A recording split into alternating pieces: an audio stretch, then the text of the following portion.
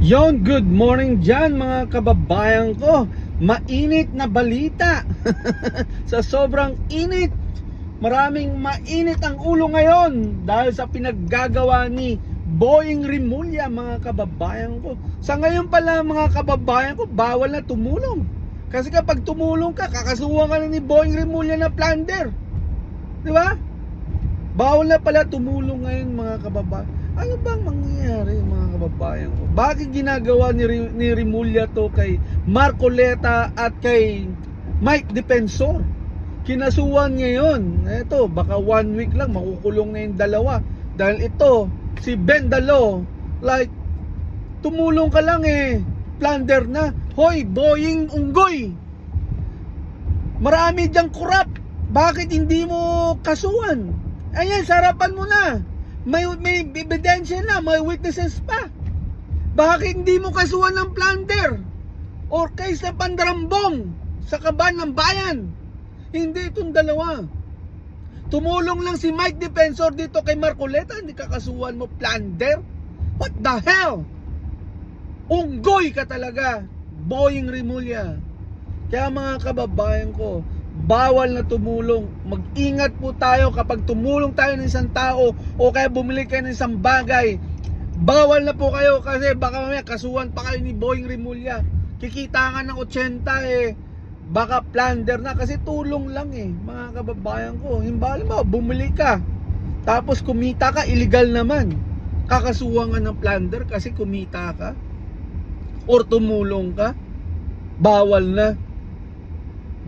Di ba mga kababayan ko?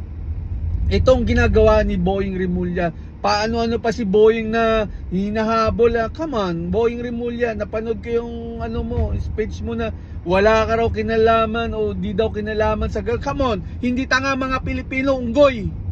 Boying, unggoy, hindi tanga mga Pilipino para lituhin mo. Obvious, halata ka masyado. Politika ang ginagawa mo dahil ayaw mo dahil gusto mo mabawasan o maubos ang mga minority dyan sa Senado. Yan ang obvious na obvious. Boying Rimulya, hindi tanga.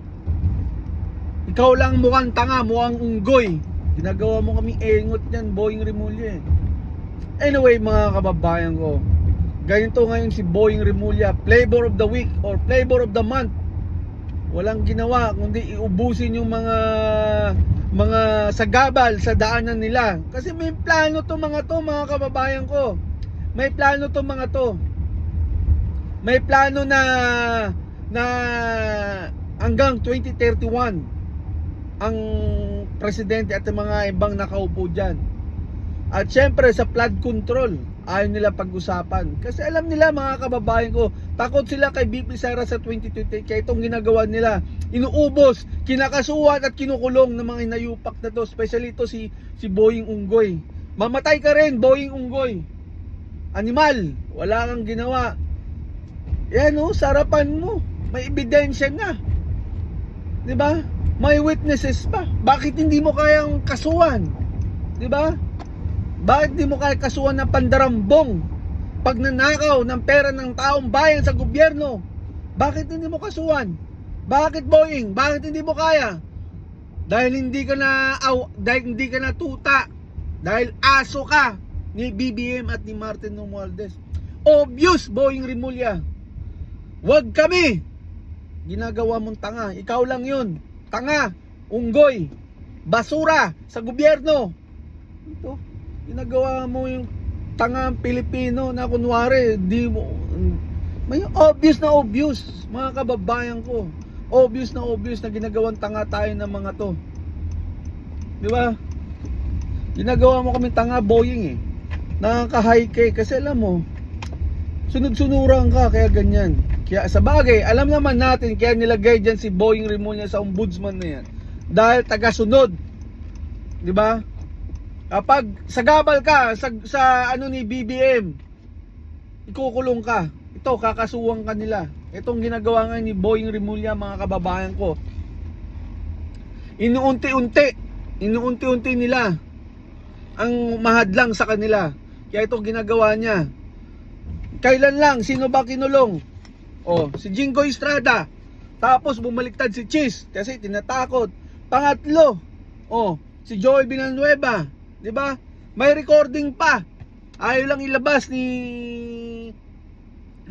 excuse me, ni Jingo Estrada. Pero ilalabas siya someday.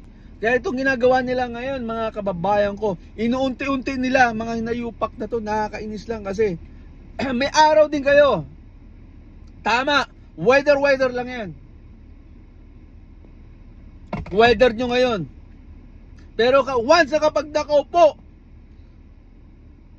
ang Sara Duterte sa 2028 or sino man na i-endorse ni Sara Duterte sa 2028, makukulong ka rin, hinayupa ka, Boying Rimulya.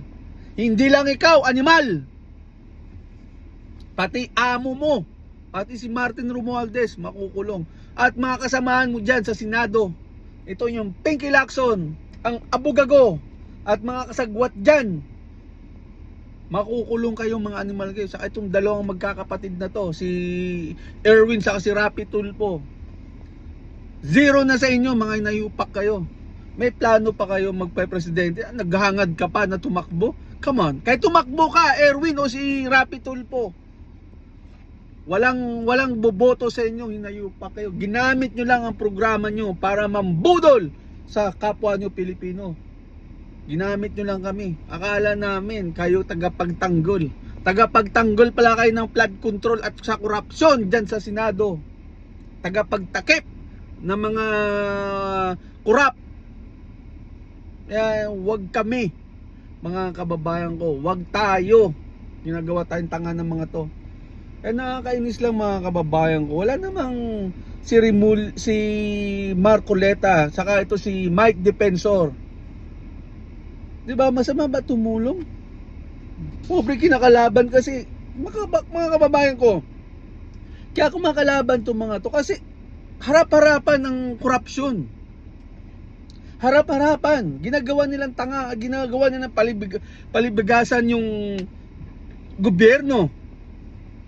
Ito yung mga pinagbibigay niya doon sa mga to ni BBM at ni Martin Romualdez at ni Saldico doon sa mga congressman.